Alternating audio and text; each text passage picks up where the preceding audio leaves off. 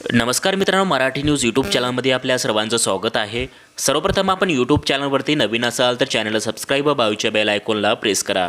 आज दिनांक 27 जानेवारी 2026 रोजी राज्य कॅबिनेट मंत्रिमंडळ बैठकीमध्ये 5 मोठे महत्त्वपूर्ण कॅबिनेट मंत्रिमंडळ निर्णय घेण्यात आले आहेत। या संदर्भातील सविस्तर मंत्रिमंडळ निर्णय या व्हिडिओच्या माध्यमातून पुढील प्रमाणे जाणून घेऊयात।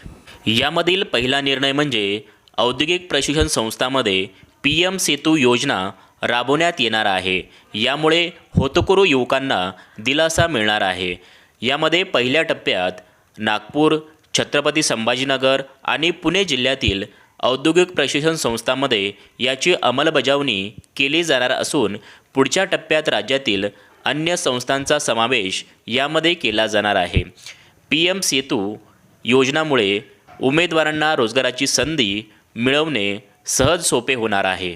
त्याचबरोबर दुसरा निर्णय म्हणजे सार्वजनिक बांधकाम विभाग अंतर्गत कंत्राटदारांची प्रलंबित देयके अदा करण्यासाठी ट्रेड्स प्लॅटफॉर्म्स सार्वजनिक बांधकाम विभागाशी निगडीत सूक्ष्म, लघु व मध्यम कंत्राटदार उद्योजकासाठी ही सुविधा उपलब्ध करून दिली जाणार आहे।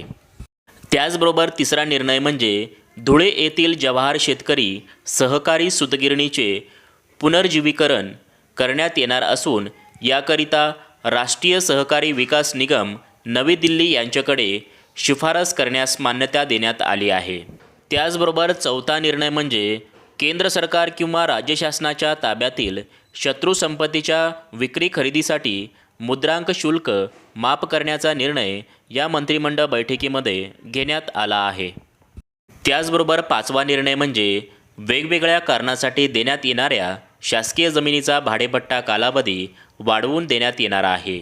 विशेषतः 30 वर्षासाठी भाडेपट्ट्याने देण्यात येणाऱ्या महाराष्ट्र जमीन महसूल संहिता 1966 आणि तसेच महाराष्ट्र जमीन महसूल नियम 1971 मधील तरतुदीनुसार शासकीय जमिनीचा कालावधी वाढवून देण्यात येणार आहे।